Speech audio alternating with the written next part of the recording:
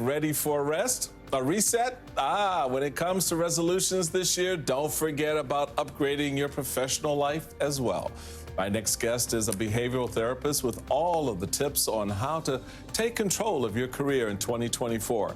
Keep it right here. We all do it. New year, new me. It's because the new beginning, the beginning of a new year, is a good time to press pause and reset.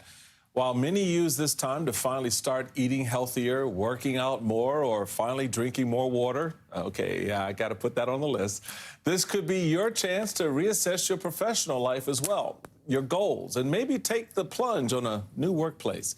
My next guest is an expert on what you should consider before you head out back into the office in 2024. Joining me now is Elizabeth Pearson, behavioral health therapist and women's career coach. Welcome, Elizabeth. So where do you begin if you feel like your career has kind of hit a rut and you've fallen down a little bit and you want to get to a point where it's a little bit more fulfilling?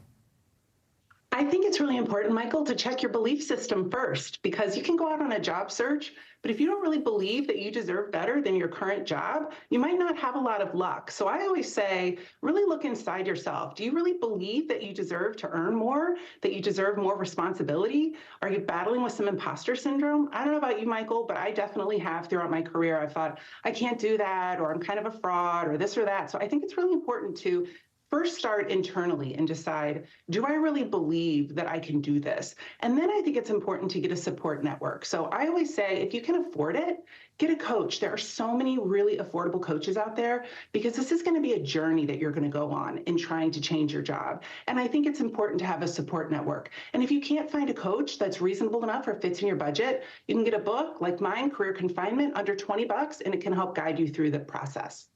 So how does all of that fit into the plan? So it's clearly more than just updating your resume or your LinkedIn page. You've got these other aspects of yourself and your career that you're trying to align. Is that the goal here?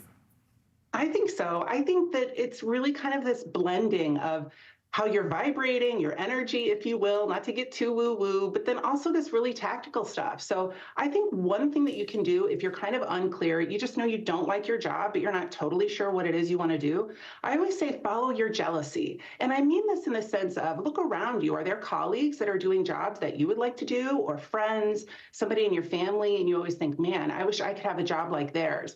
I say lean into that, because that can be your soul guiding you into a new direction. And then once you really understand where you want to go, you can start tweaking your LinkedIn, you can work your network, you can do the outward things that can help draw it in.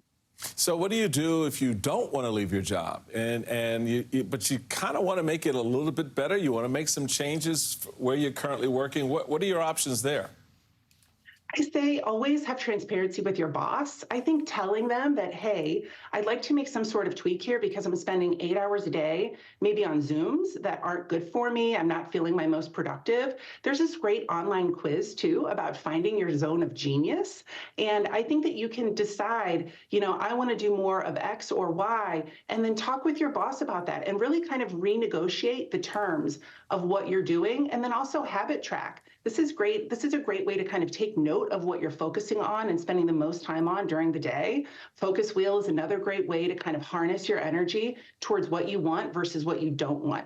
I always tell clients it's like you're in a foreign country and the waiter brings out a menu that you don't understand and he doesn't speak your language. If you keep pointing at all the stuff you don't want, he's going to bring all of that stuff. So instead, really try to shift your perspective to focus on what you do want and keep pointing at that throughout the day, not only to your boss, but to yourself. It's always the stuff you don't want that winds up on your plate. Elizabeth Pearson, thank you so much. I really appreciate it.